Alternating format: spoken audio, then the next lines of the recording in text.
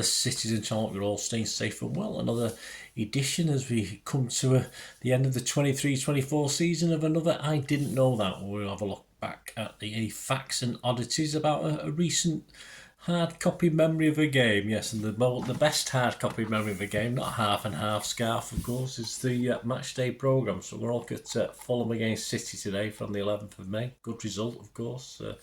Yeah, nothing wrong with half and half scarves, I suppose. Certainly not games when you play teams like United.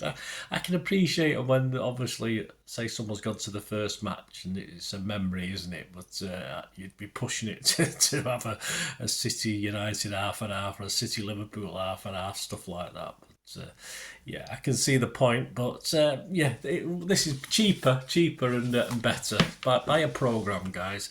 We'll have a look through it anyway.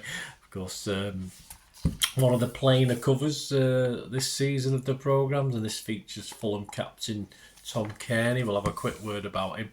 So let's have a look through it. Did you know? Well, about Fulham, yeah, Fulham total sponsorship revenue for this season was over $24 million, and the biggest single investment, of course, came from the shirt guys, SBO Top. That's valued at around 10 million of that 24. Of course, they are an online bookmaker, no surprise. The website has operations in Asia, licensed by the Philippines, and operations in Europe, licensed by the Isle of Man. You get away with everything on the Isle of Man, don't you? To operate as an international sports bookmaker. They were founded back in 2004.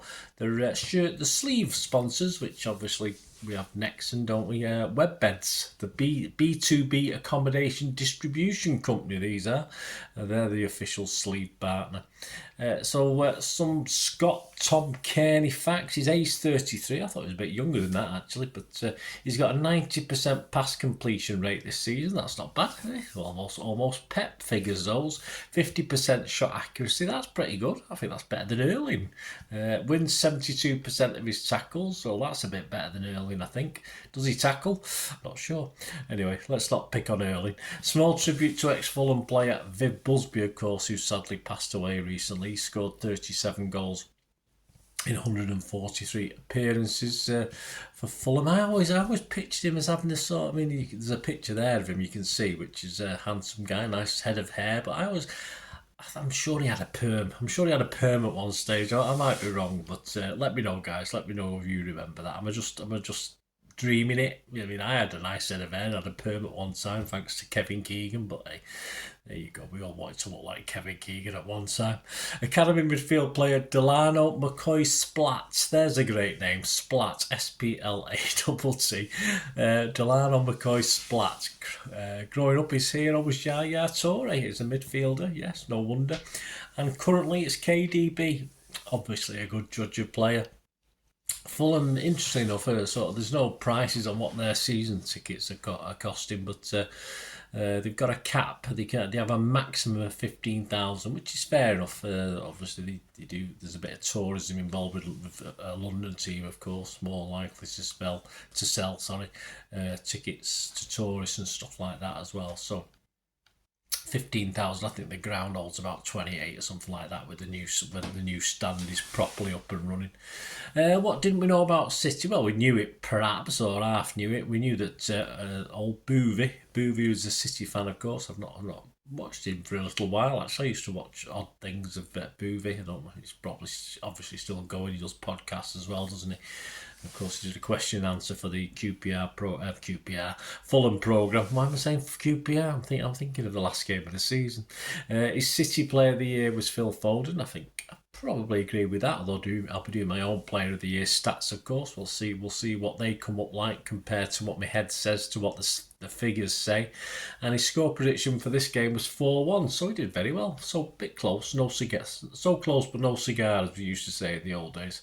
What did we know about City and Fulham? Well, there's a great article, of course, on Jimmy Conway, rest in peace, who also came to City, had a brief spell at City.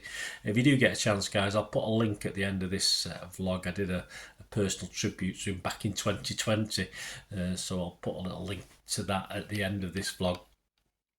And there's a little presentation, if you were there, you might have seen it, of Forever Fulham Award, posthumously presented, of course, presented to his wife and children at the game. So You might have seen that. He scored 76 goals in 360 matches for Fulham, and he featured, of course, in the losing cup final. Was it? Did they lose? Yeah, I think they did lose. 75 cup final with West Ham. Yeah, I'm fairly sure they lost. City signed him for 30,000 in August 1976.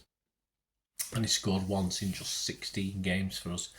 Past encounters, yeah, that's obviously looking at past encounters. The clues in the name, isn't it? We'll have an excerpt of this. We'll have a look at a couple of games before we go. One we lost, one we won. So we'll have a look at that before we go.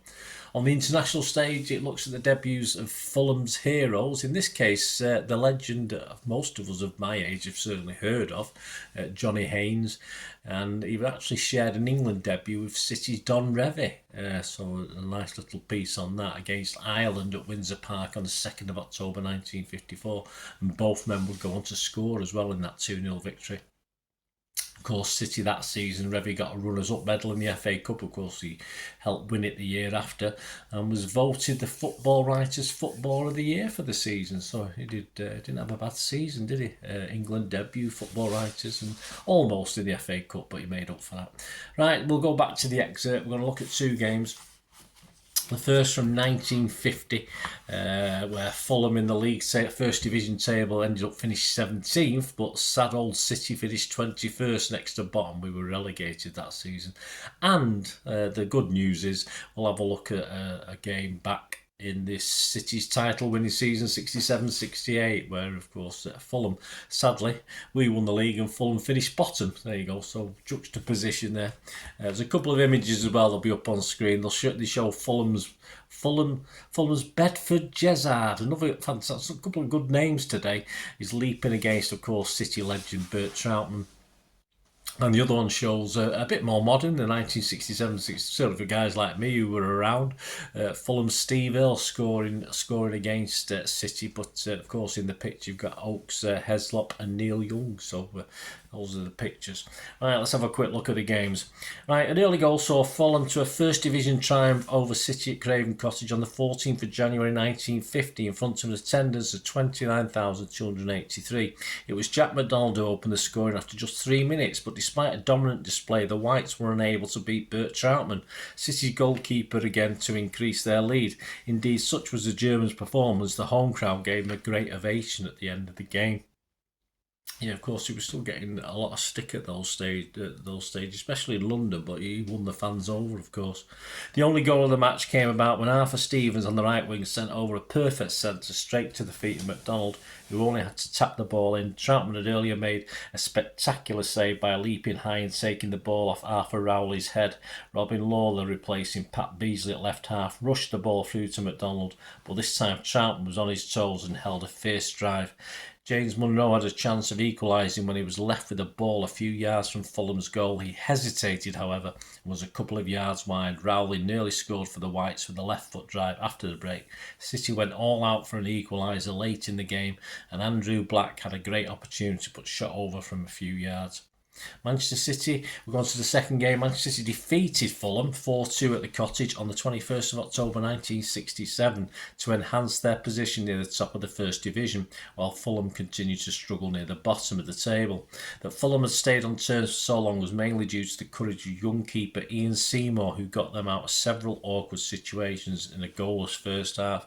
In the 49th minute, a mistake by Johnny Haynes, we've already talked about it, haven't we, allowed Francis Lee to get away, and Mike Summerby headed his centre past Seymour for the opening goal. City scored again 4 minutes later when Seymour failed to hold Tony Coleman's low cross and Neil Young hits home the loose ball. Steve Earle sparks a brief Fulham revival, shooting through from Les Barrett's corner after 57 minutes to make it 3 goals in 8 minutes. However, Summerby restores City's 2-goal margin with his second header in the 67th minute. Jimmy Conway made it 3-2 from close range, but Lee wrapped it up with his first goal since leaving Bolton Wanderers.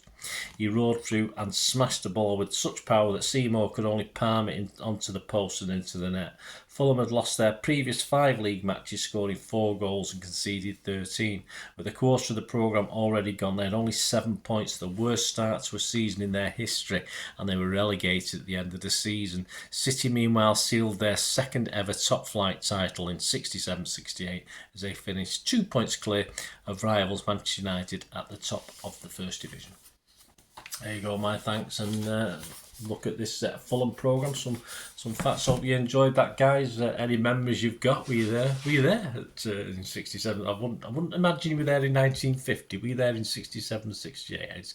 I didn't go to my first away games to the early '70s, but hope you enjoyed that look of I didn't know that of the Fulham versus City matchday programme from the 11th of May 2024. Please, if you are new to the channel, you have enjoyed what I try and do, please spread the word and give that subscribe button a press, and give us a like, guys. Much appreciated. Give us a like.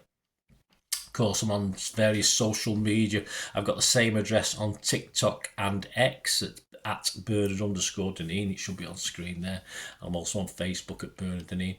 And if you've any interest, I'm going to try a couple of things for next year. I've got plans anyway.